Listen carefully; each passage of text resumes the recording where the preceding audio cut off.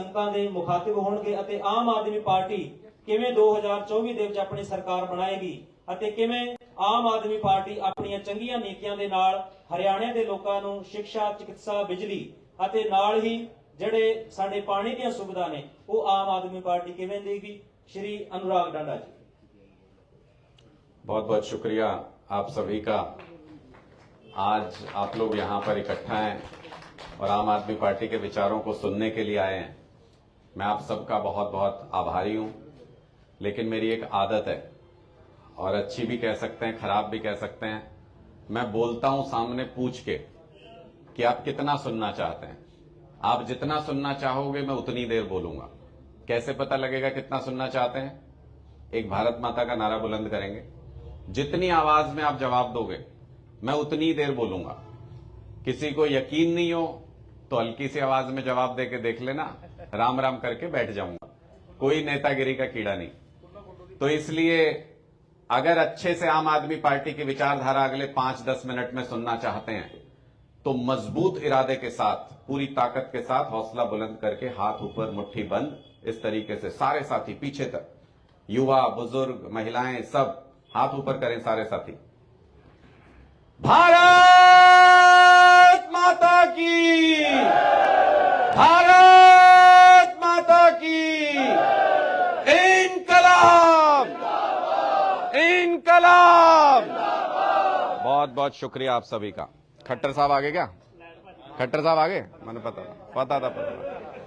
ये क्या है कि हम जहां भी जाते हैं ये कहीं ओटड़े आटड़े पे बैठे रहते हैं। जैसे माइक मेरे हाथ में आता है ये कह देते हैं आ गया जी इनके हाथ में माइक। मेरी आवाज इसके बिना भी पहुंच जाएगी। आ रही है पीछे तक?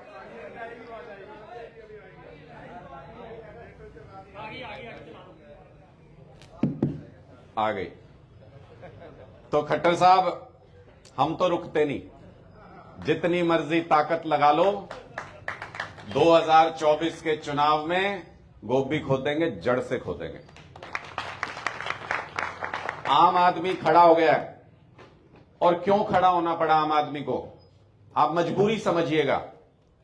हमने क्या नहीं झेला। 75-76 साल हो गए देश को आजाद हुए, 57 साल हो गए हरियाणा को बने हुए। हमने क्या नहीं झेला, आप अपने गांव से देख लीजिएगा। मैं कंगथली में दूसरी बार आ रहा हूं। मैं जहां भी जिस गांव में जाता हूं मैं ये कहता हूं मुझे नहीं पता कि दोबारा चुनाव तक आने का मौका मिलेगा कि नहीं मिलेगा आपके बीच में, क्योंकि पूरे प्रदेश में घूमते रहते हैं। लेकिन कंगथली में दूसरी बार आप लोगों ने बुला लिया। आप लोगों का प्यार है, आप लोगों का आशीर्वाद है, उसके लिए बहुत आभार व्यक्त करता हूं। हमारे साथी सुखबीर जी भी पहुंच गए हैं, बहुत मेहनती, हमारे बहुत पुराने कार्यकर्ता जो शुरू से पार्टी को सींचते रहे। ये सब जितने भी कार्यकर्ता पुराने हमारे बैठे हैं, इन्हीं के दम पे पार्टी यहां तक पहुंची है। इन सब का आभार व्यक्त करते हुए हम ये बात कर रहे थे कि आखिर क्यों आम आदमी को खड़ा होना पड़ा, क्या मजबूरी हो गई। तो मैं आपसे ही पूछना चाहता हूं, इस सवाल का जवाब आप जानते हैं अच्छे तरीके से। 57 साल हो गए हरियाणा को बने हुए। आपके सरकारी स्कूल अच्छे हो गए क्या? आपके सरकारी अस्पताल में इलाज होता है क्या? आपके यहां बिजली 24 घंटे आने लग गई क्या? मुफ्त बिजली तो छोड़ दो, अभी इनके बस की बात नहीं है। आपके यहां घर घर पे पीने का पानी पहुंच गया गांव गांव में क्या? सड़कें बन गई क्या? मुझे बता रहे थे एक सड़क ऐसी है वो यहां का विधायक 10 बार कह के जा चुका, तब भी नहीं बन रही। सड़कें नहीं बनी आज तक हमारी। तो फिर वोट दे किस लिए रहे हैं? आप खुद सोच के देखो। 75-76 साल पहले हमको ये कह दिया लोकतंत्र आ गया जी, अब तो लोगों का राज आ गया, लोग जो चाहेंगे वो होगा। अरे हम तो चाहते हैं हमारे सरकारी स्कूल अच्छे हों, हम चाहते हैं हमारे अस्पताल अच्छे हों, बिजली की व्यवस्था अच्छी हो, पानी की व्यवस्था अच्छी हो, लेकिन हुई नहीं 75 साल में। ये पॉलिटिकल पार्टियां लूट लूट के खा गई सारा पैसा जो आपके टैक्स का पैसा है। इसलिए आम आदमी ने यह फैसला किया कि अब तुमसे नहीं चल रही सरकारें, अब हम चलाएंगे अपनी सरकार खुद, हम अपने काम खुद कराएंगे। और उसका नतीजा ये, दिल्ली के अंदर जहां आम आदमी खड़ा हो जाता है, सबसे बड़ी गलती क्या है? ये कांग्रेस, बीजेपी, नैलो, जेजेपी ये अपनी रणनीति बनाते हैं कि आम आदमी पार्टी चुनाव लड़ेगी हमारे खिलाफ, आम आदमी पार्टी चुनाव लड़ेगी हमारे खिलाफ। इनको बेचारों को पता ही नहीं है कि आम आदमी पार्टी चुनाव नहीं लड़ती। आम आदमी पार्टी का तो सिर्फ चुनाव निशान है, झाड़ू का निशान। चुनाव कौन लड़ता है? आम आदमी चुनाव लड़ता है, इसलिए इनके बस की नहीं, जितनी मर्जी ताकत लगा लें ये हमारा मुकाबला नहीं कर सकते। लोकतंत्र में आम आदमी सब कुछ है। आम आदमी जब खड़ा हो जाता है, पॉलिटिकल पार्टियों की जमानतें जब्त हो जाती हैं। हमने दिल्ली में साबित करके दिखाया, हमने पंजाब में साबित करके दिखाया, और भगवान ने चाहा तो 2024 में एक तरफा बहुमत की हरियाणा के अंदर भी सरकार बनाएंगे। एक तरफा बहुमत की सरकार बनाएंगे, क्योंकि हर गांव में एक ही लाइन सुनने को मिलती है, आप कहीं भी चले जाना, हर आदमी ये कहता है जी तंग आ लिए इन पॉलिटिकल पार्टियों से, तंग आ गए इन पॉलिटिकल पार्टियों से। ये एक लाइन है जो बताती है कि हर आदमी के मन में झाड़ू के निशान पे मोहर लगाने का दिल है। वो हर आदमी आम आदमी की सरकार बनाना चाहता है, इसलिए बहुमत की सरकार बनेगी 2024 के अंदर। आज जो सरकार चल रही है, जो आज के दिन में सरकार चल रही है, वो सरकार है क्या? मैं कल भी मीडिया के सामने ये प्रश्न रख रहा था, ये कोई सरकार है क्या जो आज के दिन में चल रही है? ना मुख्यमंत्री की चलती, ना मंत्री की चलती, ना विधायक की चलती, कुछ नहीं कर पा रही है सरकार ऊपर से नीचे तक। मैं आपको उदाहरण दे दे के समझा सकता हूं। ये हमारा मुख्यमंत्री है, ये कहते हैं कि भाई हम ये योजना ले आएंगे, वो योजना ले आएंगे। दिल्ली की नकल करके तीर्थ यात्रा योजना की घोषणा कर दी इन्होंने। दिल्ली में अरविंद केजरीवाल जी 83,000 बुजुर्गों को तीर्थ यात्रा पे भेज चुके हैं। 83,000 बुजुर्गों को मुफ्त में, सारा उनका रहना खाना पीना आना जाना सब कुछ दिल्ली सरकार कराती है। अपनी मर्जी के तीर्थ पे जाओ, अपने साथ एक युवा को लेके, अपने परिवार के, मुफ्त में यात्रा कराती। उसकी नकल करके ये खट्टर साहब बोले हम भी तीर्थ यात्रा योजना चालू करेंगे। लेकिन नकल के लिए क्या चाहिए होता है, बचपन से सुनते आए हैं, अकल कहां से लाएंगे? नकल तो कर लोगे केजरीवाल की, अकल कहां से लाओगे? हरियाणा में घोषणा हो गई कि तीर्थ यात्रा योजना शुरू हो गई। हमने कहा भाई बहुत अच्छी बात है, अच्छी बातें सीखनी चाहिए। उसके बाद पंजाब में घोषणा हुई कि तीर्थ यात्रा योजना पंजाब में भी शुरू हुई। हरियाणा के बाद घोषणा हुई, लेकिन ट्रेन पहले पंजाब की रवाना हो गई। पंजाब ने अगले 95 दिन में बता दिया कि 53,000 बुजुर्ग जाएंगे, यहां से यहां जाएंगे, ये बुजुर्ग जाएंगे। अगले 95 दिन में पंजाब के 53,000 बुजुर्ग मुफ्त में तीर्थ यात्रा करेंगे, जहां भी वो जाना चाहते हैं वहां पे।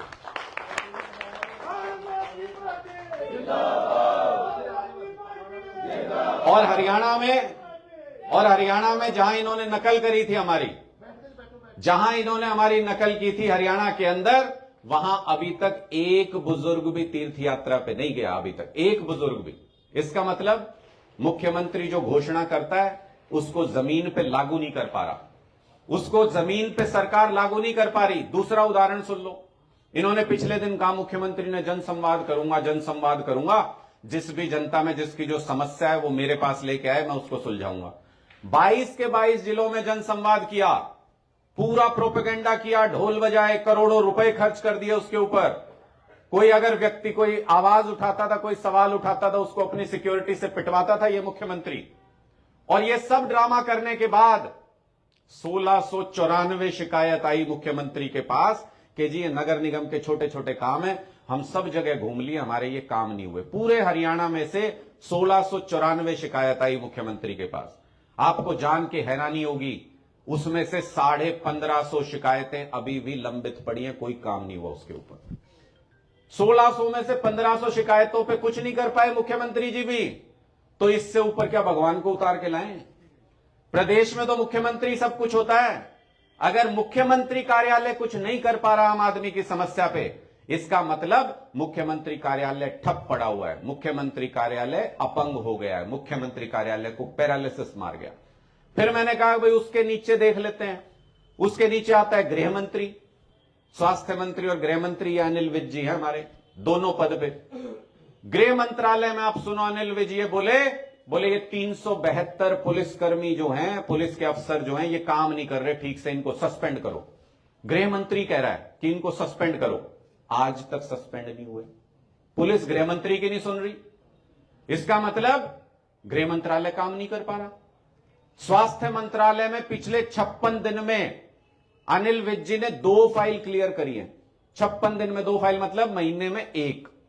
और कितनी फाइलें पड़ी हैं स्वास्थ्य विभाग में? 2500 फाइलें पड़ी हैं स्वास्थ्य विभाग में, आप लोगों के काम से संबंधित 2500 फाइलें हैं। अगर इस रफ्तार से चलेंगे तो 100 साल भी दे दो अनिल विज जी को तो 2500 फाइल क्लियर नहीं कर सकते। मतलब स्वास्थ्य विभाग भी काम नहीं कर पा रहा, सारे अस्पतालों का बुरा हाल, कहीं कोई इंतजाम नहीं, फिर भी 1 महीने में 1 फाइल क्लियर कर रहे हैं। तो इसका मतलब ना गृह मंत्रालय काम कर रहा, ना स्वास्थ्य मंत्रालय काम कर रहा। हमने कहा भाई और आगे चल के देखो, कोई और मंत्री तो काम कर रहा होगा। आबकारी मंत्री है जो अपना डिप्टी सीएम है, शराब का मंत्री जो है, इसका काम देखो। यमुनानगर में 25 लोगों की मौत हो गई जहरीली शराब पी के।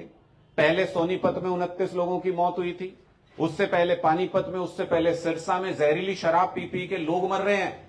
ना कोई जांच करवा रहे, ना सीबीआई से जांच करा रहे, ना ईडी से जांच करा रहे।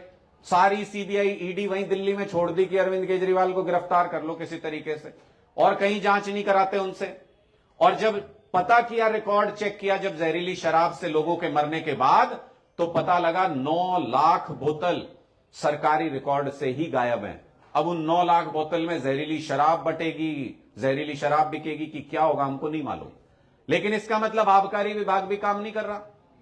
फिर हमने कहा और किसी मंत्रालय में देख लो।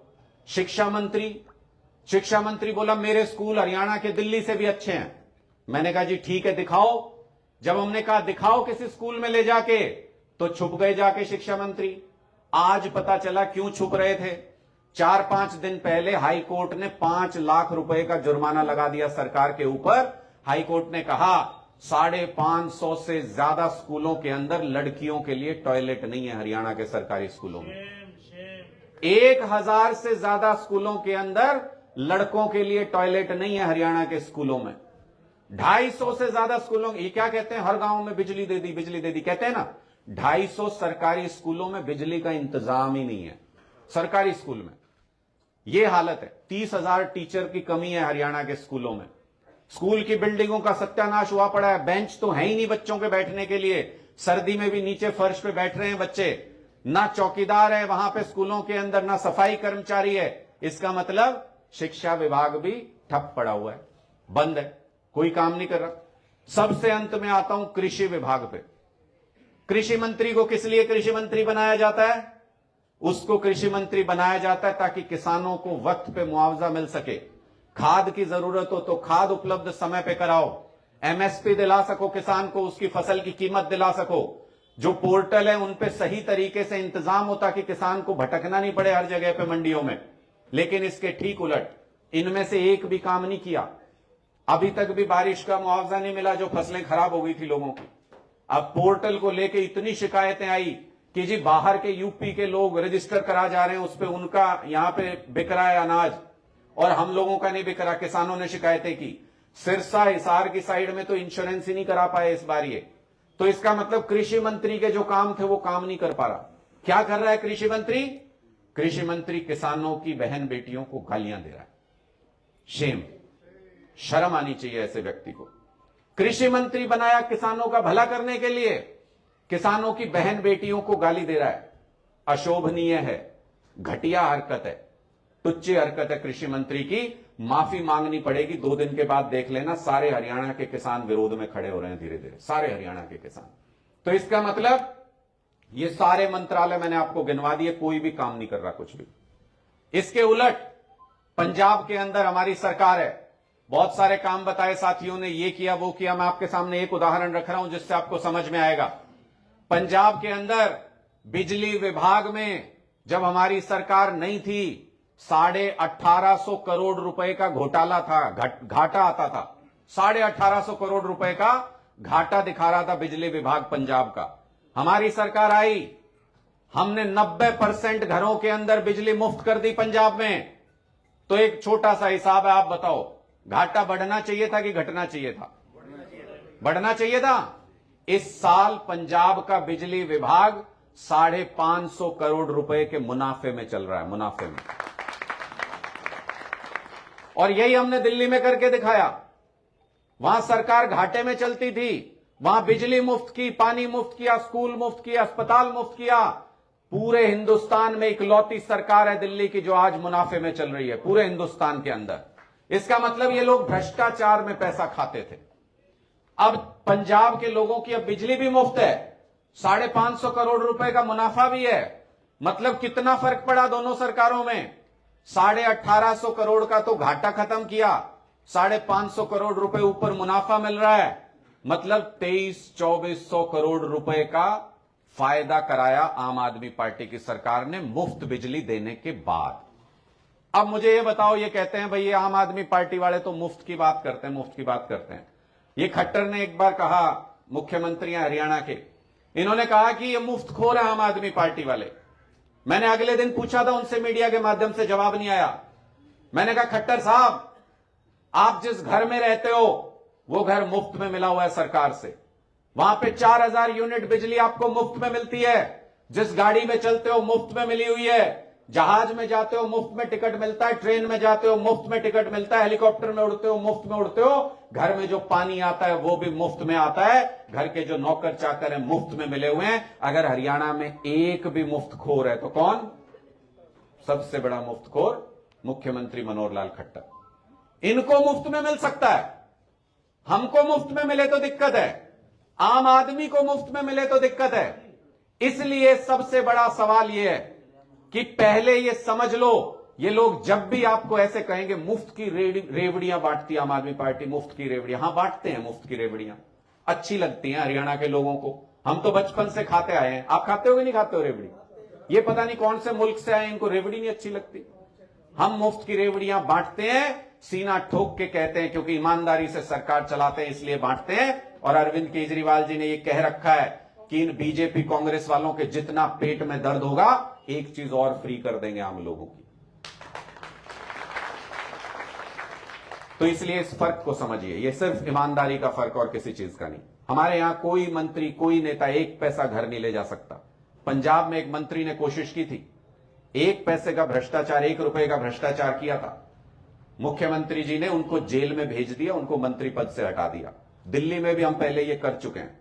इसलिए ये तो गारंटी है, अरविंद केजरीवाल जी के होते हुए आम आदमी पार्टी की सरकार में कोई 1 रुपए का भी भ्रष्टाचार नहीं कर सकता। मतलब सारा टैक्स का पैसा जो आप दिन रात देते हो, कई तो ये भी सोच रहे होंगे, कई बुजुर्ग मेरे को कई बार कहते हैं बेटा हम तो नहीं देते टैक्स। मैंने कहा जी आप देते हो, आपको पता नहीं चलता।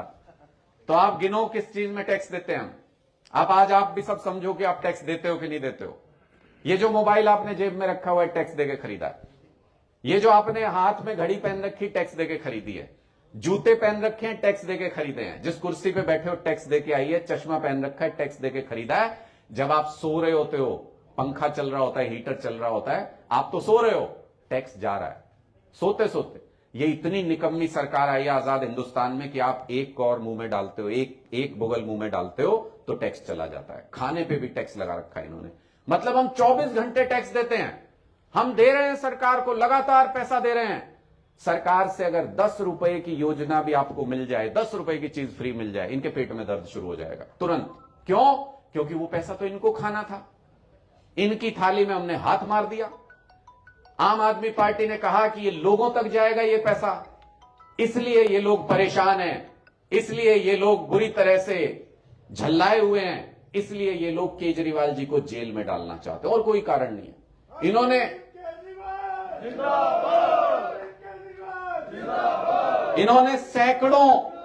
सैकड़ों छापे मार लिए। मनीष सिसोदिया जी को मैं पर्सनली जानता हूं, मेरे बहुत अच्छे दोस्त हैं। 1 रुपया भी कभी किसी का नहीं लिया, किसी से कोई पैसा लेके कभी कोई खाना तक नहीं खाया उन्होंने। ऐसे आदमी के ऊपर क्यों? क्योंकि उसने दिल्ली के सारे स्कूल अच्छे बना दिए, इसलिए उसको जेल में बिठा रखा है। 1 साल होने को आया, उनको जेल भेज रखा है, 6 महीने ज्यादा हो गए, 7 महीने हो गए। ऐसे व्यक्ति को जेल के अंदर डाल दिया जिसके ऊपर आप 1 रुपए का आरोप नहीं लगा सकते। और बीजेपी के किसी छोटे से नेता के यहां भी, कांग्रेस के किसी छोटे से नेता के यहां भी, वार्ड लेवल का भी नेता हो, मैं आज आपको खुली छुट्टी दे रहा हूं, 1 कांस्टेबल लेके चले जाना, अगर घर से नोटों की गड्डियां ना निकले उसके, तो मैं मान जाऊंगा कि हम लोग गलत थे। नोटों की गड्डियां छोटे छोटे नेताओं के यहां निकलती हैं, हमारे यहां सैकड़ों छापे मार लिए इन्होंने, आज तक 1 रुपया भी काला धन बरामद नहीं कर पाए। ये ईमानदारी का सबूत है, इससे बड़ा सबूत कुछ नहीं हो सकता कि देश की सबसे बड़ी एजेंसियां लगी हुई हैं। सीबीआई लगी है, ईडी लगी है, देश की सबसे बड़ी एजेंसियां लगी हुई हैं।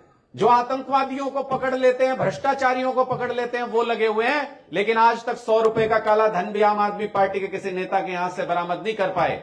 ये ईमानदारी का सबूत है। इसलिए इनको पता है कि आम आदमी पार्टी लगातार आगे बढ़ रही है, बीजेपी को खत्म कर देगी धीरे धीरे, इसलिए ये अरविंद केजरीवाल जी को खत्म करना चाहते हैं, उनको जेल के अंदर डालना चाहते हैं। हम सबको ये बात ध्यान में रखते हुए आप मुझे बताओ, जिस दिन ये गुजरात के नेता नरेंद्र मोदी जी, जिस दिन ये प्रधानमंत्री बनने वाले थे, बड़े नेता बनने वाले थे, पूरा गुजरात खड़ा हो गया था उनके साथ, पूरा गुजरात पीछे खड़ा हो गया था। आज मैं आपसे पूछता हूं, अरविंद केजरीवाल इसी हरियाणा की मिट्टी में पैदा हुए हैं। अरविंद केजरीवाल को ये लोग जेल में डालना चाहते हैं, खत्म करना चाहते हैं, मरवाना चाहते हैं। हरियाणा के लोग साथ खड़े होंगे कि नहीं होंगे अरविंद केजरीवाल के? आज तो हमको साथ देना है, अरविंद केजरीवाल जी के साथ खड़ा होना है। मैं आज आपको विश्वास दिला के जा रहा हूं, पूरे प्रदेश के अंदर घूमता हूं, मुझे मालूम है एक एक गांव में जाके ऐसे ही सभाएं की है, 1000 सभाएं कर चुके हैं पिछले 1 साल के अंदर। लोगों के अंदर जो उत्साह है, लोगों के अंदर जो जोश है, मैं आज आपको ये विश्वास दिला के जा रहा हूं, सुपड़ा साफ होगा। कांग्रेस, बीजेपी, इनेलो, जेजेपी, सुपड़ा साफ होगा पूरी तरह से, पूरी तरह से सुपड़ा साफ करेंगे इनका। आपको बस ये करना है, कहीं पे भी अगर आम आदमी पार्टी का झंडा नजर आए, अगर किसी की कोई मजबूरी है, कोई काम धंधा है, कोई बिजनेस है, मुझे पता है बीजेपी से बहुत से लोगों को यह डर लगता है कि हमारे पीछे पुलिस लगा देंगे, ये हमारे पीछे कोई ना कोई एजेंसी लगा देंगे। हम नहीं डरते इनकी एजेंसियों से, हम इनकी पुलिस से नहीं डरते। मुझे नहीं मालूम 2024 में जब सरकार बनेगी तो हम जेल में होंगे या बाहर होंगे, मुझे यह भी नहीं मालूम कि जिंदा होंगे कि नहीं होंगे, लेकिन एक चीज की गारंटी है, हम रहें या ना रहें, 2024 में हरियाणा में सरकार बनेगी। इतना पसीना बहाएंगे, इतना पसीना बहाएंगे कि सरकार बनेगी हरियाणा के अंदर। मैं आप लोगों से सिर्फ ये रिक्वेस्ट करना चाहता हूं, आज आप लोगों से ये अपील करना चाहता हूं, आम आदमी पार्टी का जहां झंडा देखें, जहां नेता देखें, जहां कार्यकर्ता देखें, अगर आप उसके आगे नारे नहीं लगा सकते, अगर उसके साथ नहीं चल सकते, तो चुपके से बस उसके पीछे खड़े हो जाना, इतना भर उसकी ताकत को बढ़ा देगा और आम आदमी का राज आ जाएगा 2024 के अंदर। बहुत बहुत शुक्रिया, आप सभी लोगों ने इतना समय दिया। आगे भी मेरे 1-2 कार्य